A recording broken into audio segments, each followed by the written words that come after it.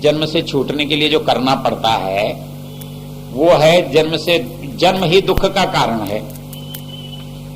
तो जन्म को कैसे छूटा जाए तो उन दुखों का जो फल है वो समाप्त हो जाए।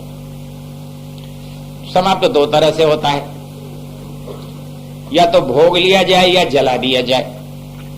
मतलब या तो इस तरह समाप्त हो या उस तरह समाप्त हो। तो योग साधना से जो भोग लिया गया वो तो शरीर से भोगा गया, और जो बचा वो दग्ध बीज कर दिया गया, जला दिया गया, तब वो जन्म का कारण मिटता है। ठीक है। हाँ जी, अब आपका प्रश्न। देखो ऐसा है, ये हमारी शंका हो सकती है, क्योंकि जो काम हमारे क्षेत्र में नहीं है उसका निर्णय कोई सीधे सीधे नहीं दे सकता। हम अनुमान करते हैं, और अनुमान ऐसे करते हैं कि वो व्यक्ति के जैसे जैसे कर्म हैं उनके हिसाब से वो उन योनियों में जाता है। इसमें बहुत सारे प्रश्न पैदा होंगे। एक प्रश्न पैदा होंगे कि तत्काल जन्म होता है कि बाद में होता है। निर्णय तो नहीं हो सकता, लेकिन ऐसा होता है कि जो दुर्घटना से जन्म होते हैं वो तो तत्काल होते देखे जाते हैं। किसी ने किसी को गोली मारी, ऐसा देखने में आया कि वो व्यक्ति पैदा हुआ और उसने बताया कि इसने मुझे गोली मारी। बल्कि ये घटना में तो ये लिखा था कि उसके शरीर पर चिन्ह भी था कि इसने गोली मारी। कोई दुर्घटना कहीं गिर के मर गया या कुछ हो गया, उसका पता लगा कि उसका ऐसा हुआ था। ऐसी ये घटनाएं हैं, इनसे अनुमान होता है, बाकी कोई निश्चित नहीं कह सकते। दूसरा है कि वो किसी क्रम से जन्म लेता है या बिना क्रम के जन्म लेता है। क्रम से जन्म लेता है तो उसमें यह होता है कि आत्मा जाता कहां है। तो आत्मा का जो विचरण करता है वो है अन्न में, जल में, वायु में, मतलब भोजन आदि के द्वारा वो शरीर में प्रविष्ट होता है। तो इसके लिए क्रमशः जाता है या सीधा जाता है। तो सामान्य रूप से दो सिद्धांत मिलते हैं। एक तो उपनिषदों में प्रकरण आता है जलौका। जलौका कहते हैं, वो एक जो पक्षी एक कीड़ा होता है, वो बरसात में जब चलता है तो इस पैर को तब उठाता है जब दूसरे को कहीं पर टिका लेता है। तो उनके हिसाब से ये होता है कि हमारा मरते समय ये निश्चित हो जाता है कि कहां जन्म होगा। दूसरा सिद्धांत ये है कि इस आकाश में अनंत जीव विचरण कर रहे हैं, तो अनंत की व्यवस्था हम तो नहीं समझ सकते, लेकिन अनंत की व्यवस्था को अनंत समझ सकता है। हमारा सामर्थ्य थोड़ा है इसलिए हम उसको नहीं समझ सकते, लेकिन जिसका सामर्थ्य है, जो व्यवस्था कर रहा है, वो तो जान सकता है। तो इसके लिए दो रूप हैं कि वो यहां से जन्म लेता है। दूसरा एक मोटा सिद्धांत है कि जीवात्मा किन मार्गों से शरीर से निकलता है तो किन योनियों को जाता है। मतलब यदि ब्रह्मरंध्र से निकलता है तो मुक्ति को प्राप्त होता है, ऊपर के मनुष्यता को प्राप्त होता है, अधो मार्गों से जाता है तो निम्न योनियों को। ये एक कल्पना है, कितना सही है कितना गलत है ये कहना तो कठिन है। और अंत में जाकर समस्या ये आती है कि ये व्यवस्था इतनी जटिल है कि हम उनका निर्णय नहीं कर सकते, हम केवल अनुमान कर सकते। ठीक है। हाँ जी, ऐसा है, याद रह सकता है क्योंकि उसके पास है, लेकिन सबको याद नहीं रह सकता। याद रहने लगे तो बड़ा संकट भी हो जाएगा। ऐसा है, मैं क्या कह रहा हूं, वही मैं कह रहा हूं, क्योंकि मेरे पास है। अब आपके घर में है, याद हो भी सकता है, याद नहीं भी। आपको रसोई में नमक मिर्च ढूंढते समय लग जाता है कि था तो सही, कहां गया। अब ये तो जन्म जन्मांतर की बात है, आप घर में रखकर भूल जाते हो। तो सामान्य रूप से भूल जाना हमारा स्वभाव है। हमें कल की बात याद नहीं रहती। आज सवेरे क्या सुना था आपसे पूछूं तो सवेरे का याद ही नहीं मिलेगा, पता नहीं कुछ कहा तो था, क्या कहा था। तो इसलिए भूलना तो स्वभाव है और ये उचित है। क्यों कि पिछली सारी दुश्मनी याद रहती तो क्या करते फिर। सामने वाला मिलता तो यही कहते तूने मेरे पिछले जन्म में ऐसा ऐसा किया था, तो इस बार फिर बदला लेना पड़ता।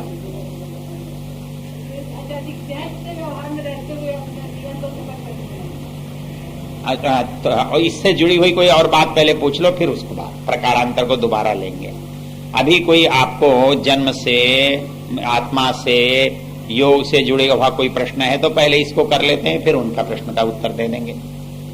संध्या में और किसी को कोई समस्याएं आ रही हो कि संध्या यानी यहाँ से अब उठे तो फिर संध्या करेंगे ही, तब तो ठीक है। नहीं तो और अभी भी कोई समस्या जा रही हो कि नहीं, आचार्य बोलते हैं ठीक है लेकिन उतना ज्यादा अभी मेरे को लग नहीं रहा है, ऐसी अभी भी कोई बात हो तो अभी पूछ लें ताकि ये कंफर्म हो जाए कि नहीं अब संध्या तो हम करेंगे ही।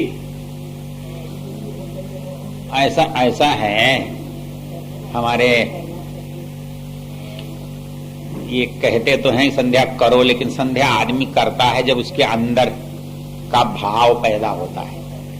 प्रवचन इसलिए नहीं किए जाती कि संध्या हो ही जाएगी, लेकिन प्रवचन सुनने से संध्या होने की संभावना बढ़ जाती है। एक किसान बीज बोता है, उसके 100% बीज नहीं उगते। कुछ खेत से बाहर गिर जाते हैं, कुछ पत्थर पर गिर जाते हैं, कुछ चींटी कौवे खा जाते हैं, कुछ को पानी मिलता है, कुछ को नहीं मिलता है, कोई ओले से दब जाता है, लेकिन फिर भी उग जाते हैं। तो वैसे ही प्रवचन से, उपदेश से, स्वाध्याय से सबको पूरा लाभ हो ये आवश्यक नहीं है, क्योंकि हर एक के संस्कार, हर एक की इच्छाएं अलग अलग हैं।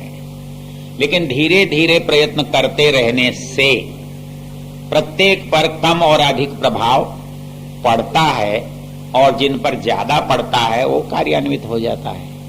इसलिए निरर्थक तो कभी नहीं जाता, लेकिन 100% तत्काल हो जाए ऐसा संभव नहीं है। तो ये हो गए प्रश्न।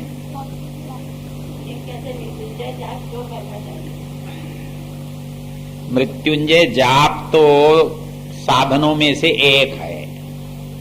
जो चीज आप चाहते हो उसको सदा याद रखते हो, इसी का नाम जप है, और कोई जप नहीं है।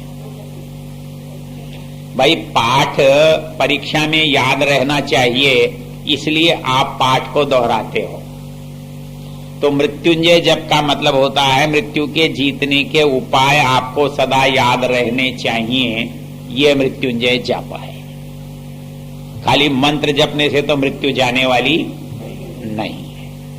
अच्छा, मृत्यु वास्तव में जाती भी नहीं है, यहां अंतर विषय का हो जाएगा, लेकिन बात सवाल ये है, कल कहीं पर मेरा यही प्रश्न था, तो वो कहता है कि मृत्यु से भय लगता है, तो यह भय मिटे कैसे? कैसे मिट सकता है बताओ? या तो मरे नहीं, या ये पता लग जाए कि मरना कुछ नहीं। जो अमर होते हैं वो कैसे होते हैं? क्या उनका शरीर बना रहता है? आप कहते हो ये देवता अमर हो गए, फलाने अमर हो गए, ऋषि दयानंद अमर हो गए, तो कोई अमर हुआ? शरीर से तो अमर हुआ नहीं। फिर शरीर से अमर नहीं हुआ, फिर अमर कैसे हो गया जब मर ही गया? जो इसका एक सीधा सा है भाई, दो विकल्प हैं, या तो ये शरीर कभी मरे नहीं तो अमर हो, या हमको ये समझ में आए कि मरना तो झूठ मूठ की चीज है, वास्तव में मरते ही नहीं तो अमर हो। कौन सा उपाय ठीक है? क्योंकि शरीर तो अमर रह नहीं सकता, और मरना जिसको कहते हैं उसमें आत्मा कभी मरता नहीं। इसलिए ये जो मरना है ना, ये कैसा है? झूठ मूठ का है। ये रोना भी झूठ मूठ का है। जीवन मुक्ति और जीवन मुक्ति। सारे सवाल एक साथ मत करो, पहले आपका सवाल बाकी है। करेंगे बारी बारी से, बारी बारी से करें। बहुत नहीं, वो कोई चिंता की बात नहीं, पर एक तरह के सवाल और क्रमशः वो ज्यादा ठीक रहता है। आप इधर का उधर, उधर का इधर ले जाओगे तो दौड़ विचित्र हो जाएगी। मतलब झूठ मूठ का मरना है और झूठ मूठ का ही रोना है। आप कहोगे कि हम तो कभी झूठ मूठ की नहीं रोए, हमारे तो पिताजी मरे थे, हम बहुत रोए थे। तो वो सचमुच का था, आप कहते हो झूठ मूठ का है। बोलो सचमुच का था कि झूठ मूठ का है? ये बात बहन जी ने कही कि सब झूठ था। दरअसल हम रोते जो है ना, वो मरने वाले के लिए नहीं रोते, हमसे छिन गया इसलिए रोते। क्योंकि मान लो एक बूढ़ा आदमी बीमार था, मर गया, मेरी माँ थी, मेरे पिता थे, कोई भी थे, मैं बहुत रोया तो लोगों ने कहा बड़ा याद करता था, बड़ा प्रेम करता था, माँ के मरने पर रोया। लेकिन मेरी माँ बीमार थी, बूढ़ी थी, कुछ कर नहीं सकती थी, मर गई, तो यहां से अच्छी जगह जाएगी कि बुरी जगह जाएगी? तो अच्छी जगह जाने में क्या रोना? तो फिर मैं क्यों रो रहा हूं? क्योंकि मेरा अधिकार छिन गया। अब कहीं पैदा भी होगी तो मेरा क्या मेरी तो कुछ नहीं लगेगी ना, वो मेरी तो इस शरीर के कारण थी। अब वो शरीर नहीं रहा तो उससे मेरा अधिकार छीन गया। असली रोना तो मेरा अपना है। हम रोते हैं ये सोचकर कि लोग सोचेंगे हम बहुत प्रेम करते हैं फला आदमी से, इसलिए रो रहे हैं। वास्तव में हम रो रहे हैं, हमारा कुछ छिन गया है। भले आदमी की पेंशन आती थी और घर का काम चलता था, मर गया, अब क्या होगा? पेंशन आएगी तो रोना किस बात का? पेंशन का है। तो ऐसे ही वास्तव में आत्मा मरता नहीं है। ये जिस समय मालूम हो जाता है वही आदमी अमर है कि ये मरना तो झूठ मूठ का है। तो शरीर तो कभी बच नहीं सकता और आत्मा कभी मरता नहीं। ये रहस्य जब स्पष्ट हो गया तो हो गया अमर, और क्या झगड़ा है। हाँ जी, अब आपके सवाल पर आ जाएं। बहन जी कहती हैं कि गृहस्थ में रहते हुए कैसे रहा जाए। अब ये तो सारे गृहस्थियां इन्हीं से पूछ लो। देखो ऐसा है, गृहस्थ में आप बदलोगे कि दुनिया बदलेगी? दुनिया तो नहीं बदलनी, बहू नहीं बदलने वाली, बेटा नहीं बदलने वाली है, सास नहीं बदलने वाली, पड़ोसी नहीं बदलने वाला, संबंधी नहीं बदलने वाला। करना क्या पड़ेगा? आपको ही बदलना पड़ेगा। तो आप कैसे बदले? इसके लिए योग दर्शन का एक सूत्र याद करो। मैत्री, करुणा, मुदिता, उपेक्षाणाम, सुख, दुख, पुण्य, अपुण्य विषयाणाम भावनातः चित्त प्रसादनम। कहता है दुनिया में रहोगे तो चार तरह के लोग हैं, वो सदा ही टकराएंगे। चार तरह के। कौन कौन से? यहां तो बहुत तरह के हैं। चोर भी कई तरह के, डाकू कई तरह के, तस्कर कई तरह के, कोई राजनीति में है, कोई बाहर है, कोई सड़क पर है। वो कहता नहीं, कुल लोग होते ही चार तरह के हैं। कैसे? अच्छे, बुरे, दो ही तरह के होते हैं। सारी दुनिया के लोगों को यदि आप बांटोगे तो या तो अच्छे की कोटि में आएंगे या बुरे की। कम अच्छे या कम बुरे हैं तो अच्छे और बुरे। और इसी तरह का एक भेद और है, सुखी और दुखी। कहता है दुनिया में कुल चार तरह के लोग रहते हैं, चाहे घर में हो, चाहे पड़ोस में हो, चाहे समाज में हो, चाहे देश में। पुण्य, अपुण्य, सुख और दुख। अच्छे और बुरे, सुखी और दुखी आपके साथ हर समय टकराएंगे। आपका कोई संबंधी किसी समय सुखी होगा, किसी समय दुखी होगा। कभी वो अच्छा करेगा, तभी वो बुरा करेगा। कोई आदमी आपको मिलेगा चोर होगा, कोई आदमी मिलेगा साधु संत होगा, कोई मूर्ख होगा, कोई विद्वान होगा, ऐसे ही टकराएंगे। अब जो व्यक्ति टकराता है उनसे आप व्यवहार कैसा करते हैं, ये इस पर निर्भर करता है। होता तो क्या है कि हम व्यवहार उल्टा करते हैं, जैसा होना चाहिए उसका उल्टा। कोई आदमी पड़ोसी सुखी था और उस पर कोई विपत्ति आ गई तो मन में बड़ी सांत्वना मिलती है।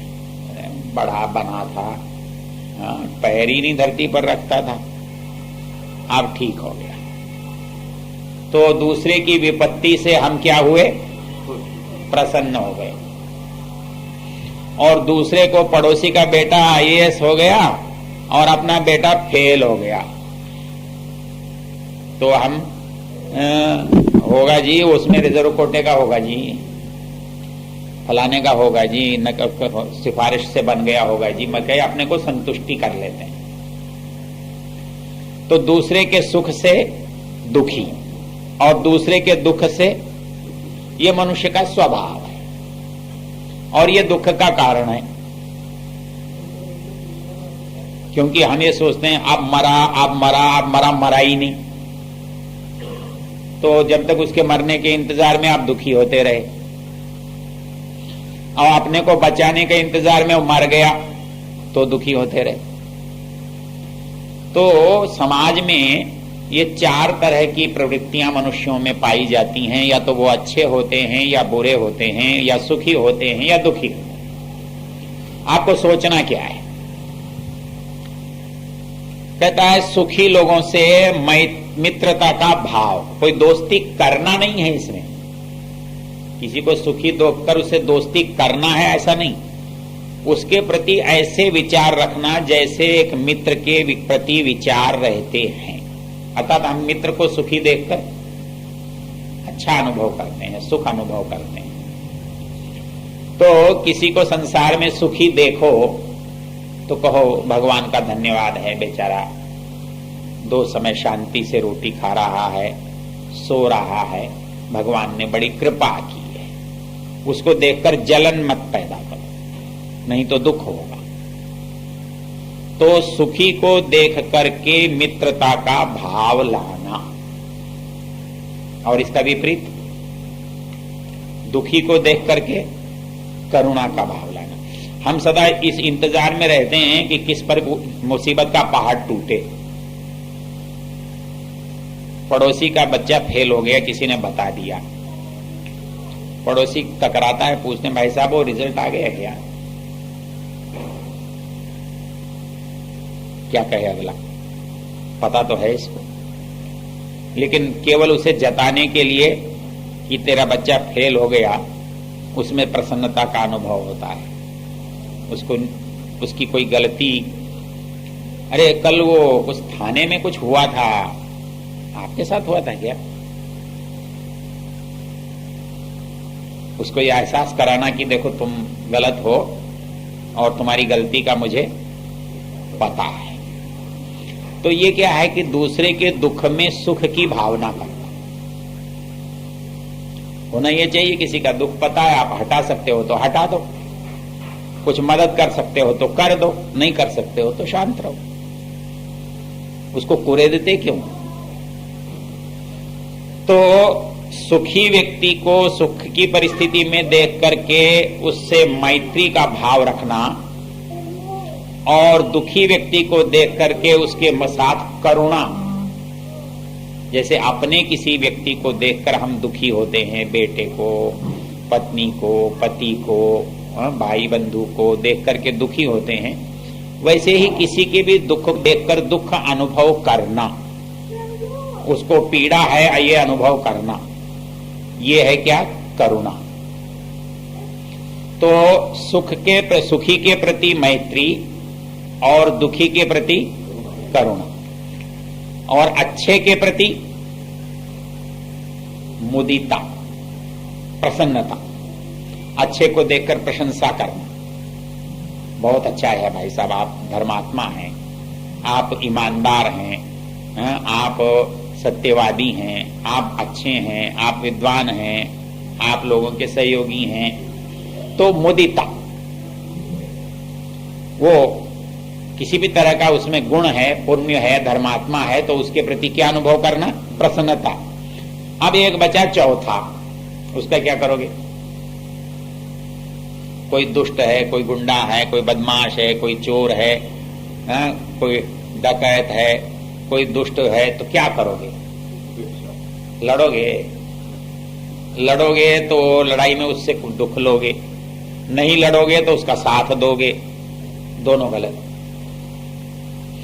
उससे बिना मतलब भिड़ोगे तो अपनी नींद हराम करोगे, क्योंकि वो दुष्ट है, दुष्टता का आपको कष्ट होगा, और उसका समर्थन करोगे तो आप दुष्ट बन जाओगे। तो इसलिए शास्त्र कहता है उसके प्रति उपेक्षा, तटस्थ भाव, न उसका समर्थन करना न उसका विरोध करना। हमारा सामर्थ्य नहीं है तो हम क्यों पचड़े में पड़े? भाई हमारी क्षमता नहीं है उसका विरोध करने की, ठीक है, होगा, हमारा सामर्थ्य हो, हमारा अधिकार हो तो हम करें, तो जरूर करना चाहिए। हमारा पड़ोसी है, अकेले में समझा सकते, भैया देखिए काम अच्छा नहीं है, ये किसी को दुख देना है, किसी का पैसा लूटना है।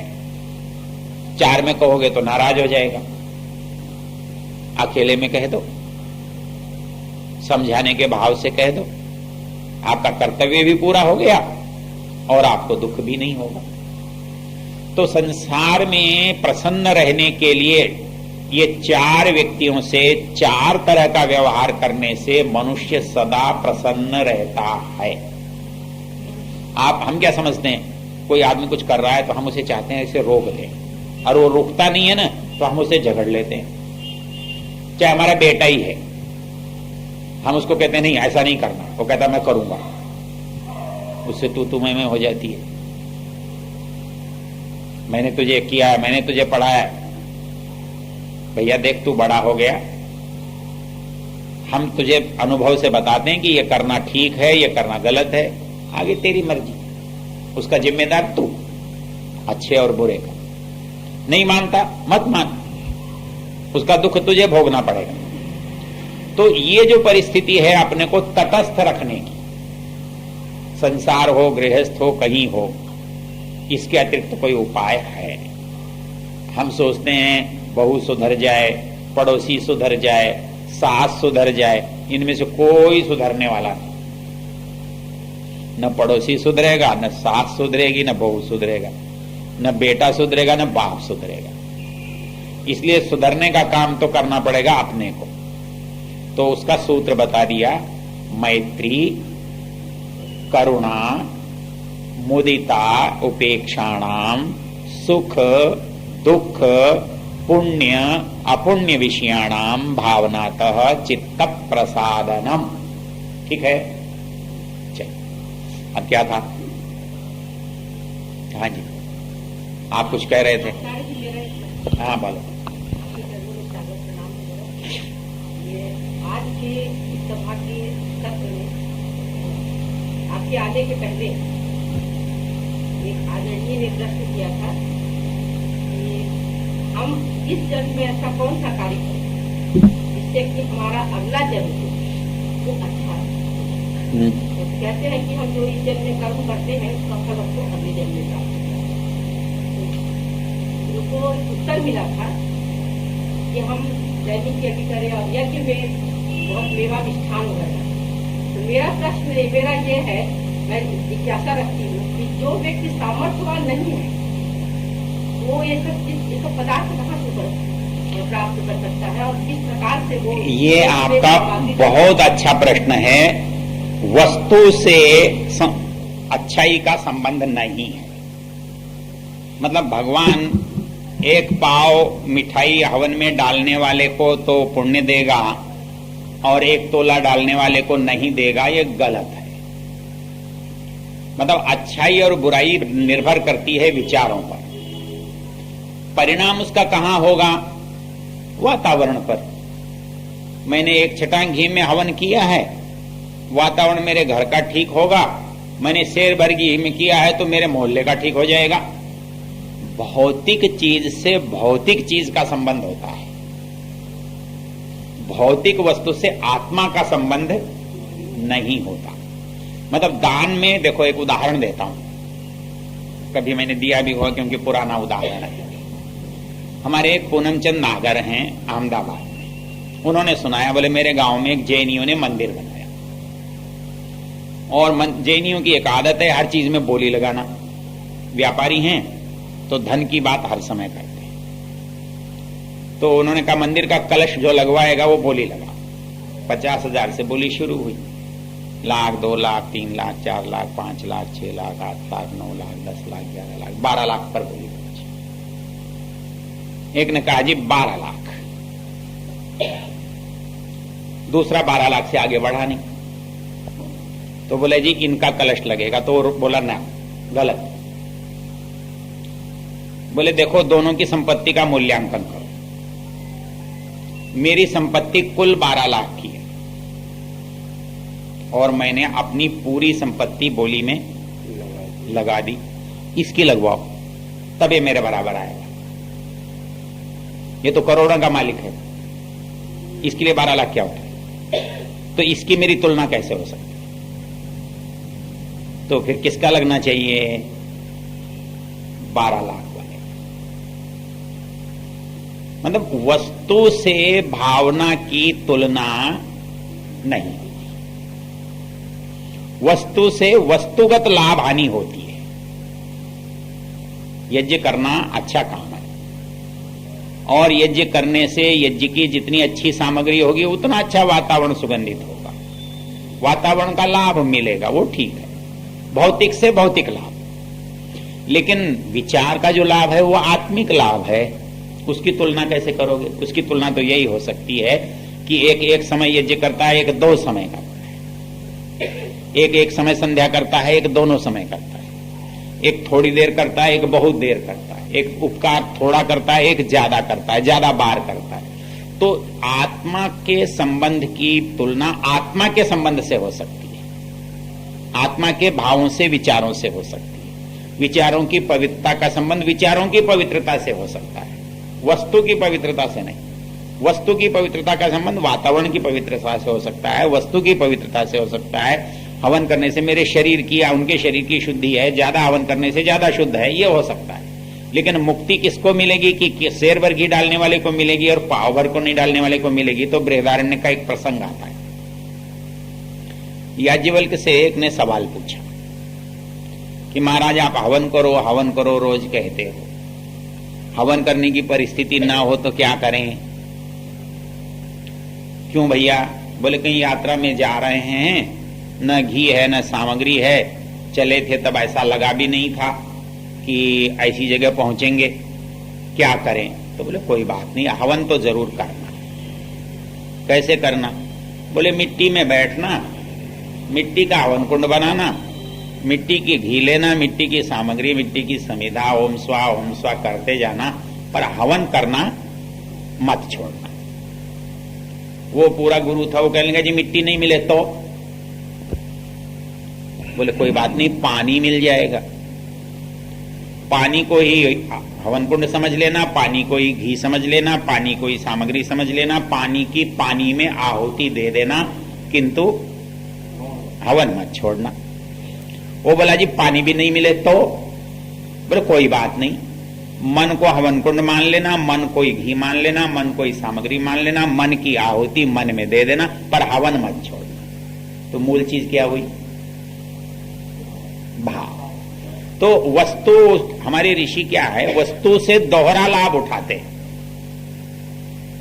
वातावरण की शुद्धि भी हो जाए और आत्मा का काम भी बन जाए, वो दोनों काम करता है। ऐसे करोगे तो केवल आत्मिक लाभ होगा, भौतिक लाभ नहीं होगा। इसलिए उनका कहना यूं ठीक है कि भाई ज्यादा से ज्यादा चीजें डालनी चाहिए, अच्छी बात है, लेकिन ऐसा वो नहीं कर सकता। तो जो हमारे बाबा हैं दंडधारी, उनके पास तो कुछ भी नहीं होता, उनको तो मुक्ति फिर मिलेगी नहीं, सारी मुक्ति गृहस्थियों को ही मिल जाएगी।